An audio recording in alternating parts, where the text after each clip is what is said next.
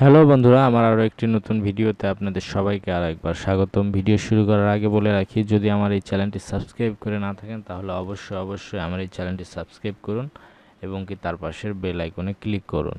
বন্ধুরা, আমি আজকে মূলত আপনাকে যে বিষয় নিয়ে জানাবো তা হচ্ছে গিয়ে আমরা অনেকেই আমাদের যে কম্পিউটার স্ক্রিনে টাইম রয়েছে বা ডেট রয়েছে তা অলরেডি ঠিক করতে পারি না।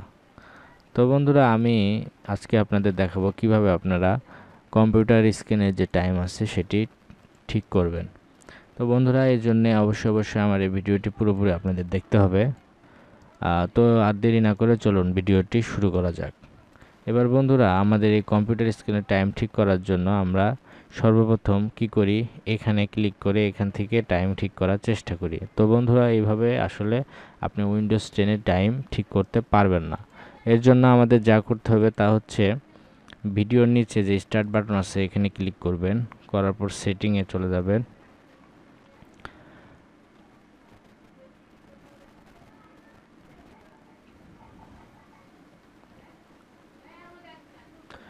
তো সেটিংয়ে যাওয়ার পর এখানে দেখতেছেন টাইম অ্যান্ড ল্যাঙ্গুয়েজ নামে একটি অপশন রয়েছে।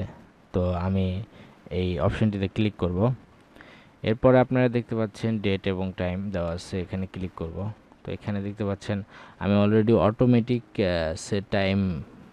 সেট টাইম অটোমেটিক, মানে অটোমেটিক্যালি আমার টাইমটা সেট করে রাখছি। তো এর জন্য সর্বপ্রথম আপনাকে এখানে সিলেক্ট করতে হবে। আর যেহেতু আমি বাংলাদেশ ঢাকা, তো এই জন্য ঢাকায় অপশনটি রেখে এখানে অটোমেটিক টাইম সেট করে দিলে আপনার টাইম অটোমেটিক্যালি সেট হয়ে যাবে। তো এটাই হচ্ছে বিষয়। তো এটা অনেক সহজ বিষয়, কিন্তু অনেকেই আমরা জানি না কিভাবে ঠিক করা হয়। তো এই জন্য এই ভিডিওটি বানানো। আর আরেকটি কথা বন্ধুরা, আপনারা যদি কম্পিউটার ইউজ করেন বা ল্যাপটপ ইউজ করার ক্ষেত্রে অনেকে দেখা যায় যে এইভাবে টাইম সেট করে রাখার পরও কম্পিউটার যখন রিস্টার্ট দেন তখন টাইম অটোমেটিক্যালি চেঞ্জ হয়ে যায়। তো এই বিষয়টি আসলে দুঃখজনক। তো আমি আপনাদেরকে বলে রাখি এটার কারণ কী জন্য। এটার কারণ হচ্ছে আপনাদের যে মাদারবোর্ডে যে ব্যাটারিটা থাকে, তো ওটা যদি চার্জ শেষ হয়ে যায় বা ওটা যদি চার্জ না থাকে বা নষ্ট হয়ে যায়, সেই কারণে আসলে কম্পিউটারের টাইম ঠিক থাকে না।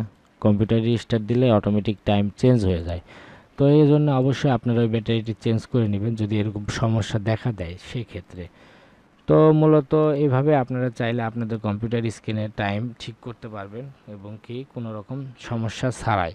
তো আজকের ভিডিওটি মূলত এই পর্যন্তই। ভিডিওটি কেমন লাগলো অবশ্যই কমেন্ট করে আমাকে জানাবেন, কেননা আপনাদের ভিডিও বানানো, কী বিষয় নিয়ে ভিডিও বানাবো তা আপনারা যদি আমাকে জানান তাহলে অবশ্যই আমি সেই বিষয় নিয়ে ভিডিও বানাতে ইচ্ছুক হব।